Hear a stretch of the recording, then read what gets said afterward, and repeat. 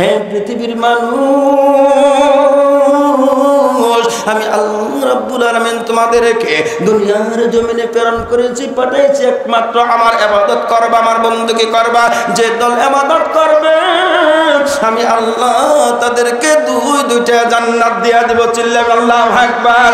আমার আল্লাহ বলতেছেন ওয়ালিমান খাফা মাকাম রাব্বিহি জান্নাতান। আরেকটা জোরে বলি না, ওয়ালিমান খাফা মাকাম রাব্বিহি জান্নাতান।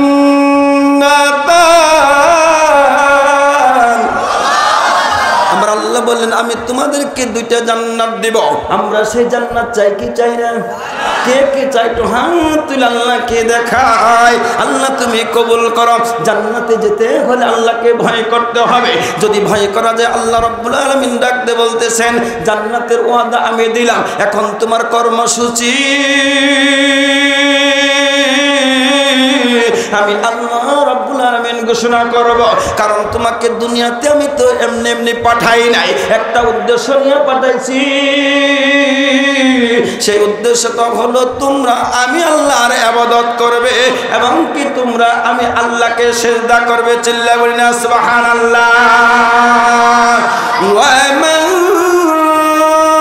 খালাকাতুল জিন্না ওয়াল ইনসা ইল্লা লিয়াবুদুন।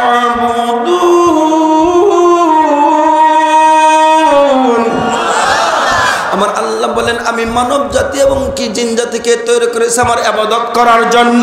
এখন যারা ইবাদত করলো তাহলে আল্লাহর পক্ষের লোক, এজন্য দল হলো দুইটা। আমার আল্লাহ বলতেছেন ফারিকুম ফিল জান্নাতি ওয়া ফারিকুম ফিস সাঈর।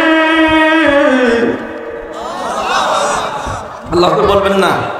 আমি আয়াত শেষ করব, আল্লাহ আকবার বললে আল্লাহ খুশি হবে, আমি আনন্দিত হব। কারণ আমি আরো বলার চেষ্টা করব, কারণ আল্লাহ মহান। এই যে স্বীকার করতেছেন প্রত্যেকটা আয়াতে তেলাওয়াত সাথে সাথে আল্লাহ খুশি হয়ে বলতেছে বান্দা তোরা আমাকে এত মহান বলে ডাকতেছ। আর আল্লাহু আকবার ধ্বনিতে কাফের বেঈমান ফুজ্জারেরা তারা দেশ ছাড়তে না, তারা ধর্ম ত্যাগ করতে বাধ্য হয়। কথা বলেন ঠিক কিনা? বলি সাল্লাল্লাহু আলাইহি ওয়াসাল্লাম। আমার বন্ধুগণ, আমার আপনার কর্মসূচি থাকবে একজন মুসলমানের সকালে ঘুম থেকে যখন জাগ্রত হবে তখন ঘুম থেকে উঠে আপনার প্রথম কাজ হলো আপনি নিজে, এই ছেলে ছোট ভাই কই যাচ্ছ? চলে যাচ্ছ? হ্যাঁ যাও, বের হও। যারা যাবেন গে এখনই বের হও, তোমরা যাও, তোমাদের দায়িত্ব থাকলে থাকতে পারে। হ্যাঁ চলে যাও। এটা জিকির করি লা ইলাহা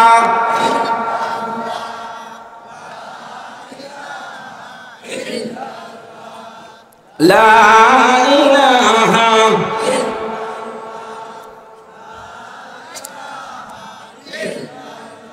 লা ইলাহা ইল্লাল্লাহু মুহাম্মাদুর রাসূলুল্লাহ। সকলে বলে সাল্লাল্লাহু আলাইহি ওয়াসাল্লাম। এজন্য আমার আল্লাহ রাব্বুল আলামিন ডাক দিয়ে বলতেছেন হে বিশ্বের মানুষ, পৃথিবীর মানুষ, আমি আল্লাহ রাব্বুল আলামিন তোমাদেরকে দুনিয়ার জমিনে আসমানের নিচে বসবাস করার জন্য তোমাদেরকে পাঠাইলাম। হ্যাঁ পৃথিবীর মানুষ, তোমরা যতক্ষণ পর্যন্ত আমি আল্লাহর কাছে সবসময় ইস্তিগফার না পাঠ করবা, জীবনে গুনাহ করবা, তাহলে আমি আল্লাহ রাব্বুল আলামিন উভয়ের সমন্বয়ে আমি আল্লাহ তোমার গুনাহগুলো মাফ করিয়া আমি তোমার জান্নাতের জন্য প্রস্তুত করে রাখছি। একটা নয় দুইটা, আমি আল্লাহ রাব্বুল আলামিন তোমাকে দুইটা জান্নাত দেওয়ার ওয়াদা করলাম। চিল্লায়া সুবহানাল্লাহ। এজন্য যারা এখানে বসিয়া ও বন্ধু মুসলমান, আমি একটু মুক্তাসার আলোচনা করে চলে যাব। হ্যাঁ পৃথিবীর মানুষ, আমার আল্লাহ বলতেছেন তোমরা যারা এখানে ভয় করেছো, ভয় করে বসে থাকো, আমি আল্লাহ রাব্বুল আলামিন তোমার অতীতের সমস্ত গুনাহগুলো মাফ করিয়া আমি আল্লাহ তোমার জন্য দুইটা জান্নাত বরাদ্দ করে দিলাম। চিল্লা বলি না সুবহানাল্লাহ। একটা দল আল্লাহকে ভয় করে আর একটা দল আল্লাহকে ভয় করে না। এজন্য দল হলো কয়টা? আরো জোরে কয়টা? একটা হলো আমলিক আর একটা হলো বিএনপি, তাই নাকি? কথা কয় এটা নাকি? এটা সরকারি দল একটা বিরোধী দল? বাস্তবে সরকারি দল বিরোধী দল আছে, যারা আল্লাহর কোরআনকে মানে তারা হলো আল্লাহর পক্ষের দল, রসুলের পক্ষে দল। আর যারা আল্লাহর কোরআনকে মানে না, রসুলকে মানে না, মুসলমান, আমার আল্লাহ রাব্বুল আলামিন ডাক দিয়ে বলতেছেন, হে পৃথিবীর মানুষ, আমি আল্লাহ রাব্বুল আলামিন তোমাদেরকে দুনিয়ার জমিনে প্রেরণ করেছি, পাঠাইছি একমাত্র আমার ইবাদত করবা, আমার বندگی করবা। যে দল ইবাদত করবে আমি আল্লাহ তাদেরকে দুইটা জান্নাত দিয়া দেব। চিল্লাবে আল্লাহু আকবার। আমার আল্লাহ বলতেছেন, ওয়ালিমান খাফা মাকাম রাব্বিহি জান্নাতান। আরেকটা জোরে বলি না, ওয়ালিমান খাফা মাকাম রাব্বিহি জান্নাতান।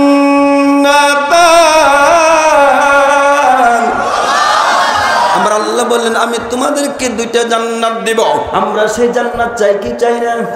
কে কে চাই তো হাত তুলে আল্লাহকে দেখায়। আল্লাহ তুমি কবুল করো।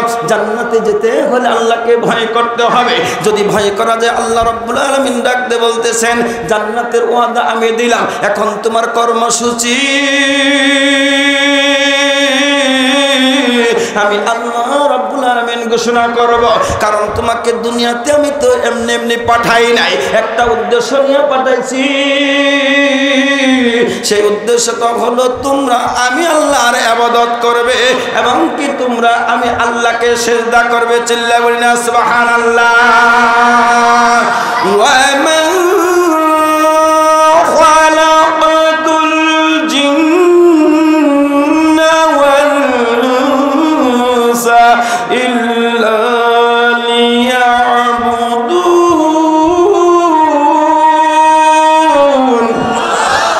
আমার আল্লাহ বলেন আমি মানব জাতি এবং কি জিন জাতিকে তৈরি করেছি আমার ইবাদত করার জন্য।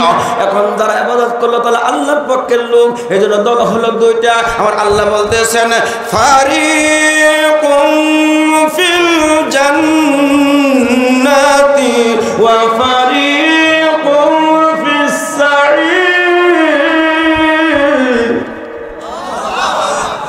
আল্লাহ করে বলবেন না, আমি আয়াত শেষ করবো, আল্লাহ করে বললে আল্লাহ খুশি হবে, আমি আনন্দিত হব। কারণ আমি আরো বলার চেষ্টা করব, কারণ আল্লাহ মহান। এই যে স্বীকার করতেছেন প্রত্যেকটা আয়াতে তেলাওয়াতের সাথে সাথে আল্লাহ খুশি হয়ে বলতেছে, বান্দা তোরা আমাকে এত মহান বলে ডাকতেছ। আর আল্লাহু আকবার ধ্বনিতে কাফের বেঈমান ফুজ্জাররা তারা দেশ ছাড়তে না, তারা ধর্ম ত্যাগ করতে বাধ্য হয়। কথা বলেন ঠিক কিনা? ভারতে একজন নারী নাম ছিল মুস্কান।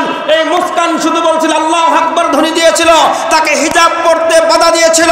এই মুস্কান বলেছিল আমি মুসলমান, আমার আল্লাহ এক। আল্লাহু আকবার ধ্বনিতে সারা বিশ্ব, গোটা বিশ্ব প্রতিধ্বনিত হয়েছিল। তখন ইহুদি খ্রিস্টান নয়, তারা ভারতের সমস্ত লোক হেরে যেতে বাধ্য হয়েছে। কথা বলুন ঠিক কিনা? এই জন্য আমরা আল্লাহু আকবার বলবো কি বলবো না? আরো জোরে বলবো কি বলবো না? কারণ সব জায়গায় আল্লাহু আকবার। দেখবেন আজান হয়, মুয়াজ্জিন আল্লাহু আকবার। যখন আপনার ইমাম সাহেব নামাজ পড়ে আল্লাহু আকবার। যখন রুকুতে যান আল্লাহ সামি আল্লাহু লিমান হামিদা আল্লাহু আকবার। সিজদা দেন আল্লাহু আকবার। প্রত্যেকটা জায়গায় আমার আল্লাহু আকবার। আল্লাহ মহান, আল্লাহ মহান, আমার আল্লাহ মহান। আল্লাহ করে কথা বোঝে না, রিক্সা চালায়, মাটি কাটে, হালাল রুজি ভক্ষণ করে, সুদ খায় না, ঘুষ খায় না, সিটারি করে না, বটপারি করে না, আপনার মাদবুরি করে ও টাকা খায় না। এরকম লোক আছে কিনা?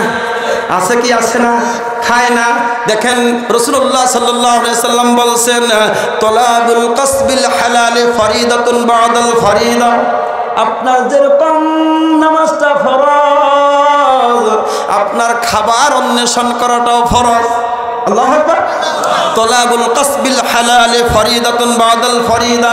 তলাব অন্বেষণ করো, কাসবিল হালাল, হালাল খাবার, ফরিদাতুন বাদাল। তুমি 5 ওয়াক্ত দৌড়ে যাও নামাজ পড়ার জন্য, তুমি হালাল রুজি খাওয়াও তোমার জন্য। আমার বন্ধুগণ, আমার ভাইয়েরা, এইবার ওই যুবক ছেলেটার লাশটা দাফন করার জন্য ওই আপনার স্বপ্নের মাধ্যমে দেখতেছে যারা গরিব মানুষ, অসহায়, এমনকি সৎ লোক, তাদেরকে ডাক দিয়ে বলতেছেন, হ্যাঁ আমার আল্লাহর বান্দা, যুবকের লাশটা তোমরা দাফন করো। কে যেন স্বপ্নে বলে দিচ্ছে, একজন নয়, দুজন নয়, 3-4 জন যায় ওই লাশটাকে দেখছে, লাশটা অক্ষত আছে, একটা পিপিলিকাও তাকে কি স্পর্শ করে না। আমার বন্ধুগণ, আমার ভাইয়েরা, এবার যুবকের লাশটা দাফন করার জন্য একজন হুজুর ডাকছে, মৌলবী ডাকছে। এবার মৌলবী যারা যা করবে, ওর ভিতরে ওই যে যুবক আপনার দোকান থেকে তেল আনছে, এই দোকানদার উপস্থিত, চিল্লায় বলেন আল্লাহু আকবার। এই দোকানদার উপস্থিত, হুজুর ডাক দিয়ে বলতেছেন, এই যুবক কি কাজ করছে তোমরা জানো? অনেকে বলছে মদ খাইতো, জুয়া খেলতো, খারাপ ছিল।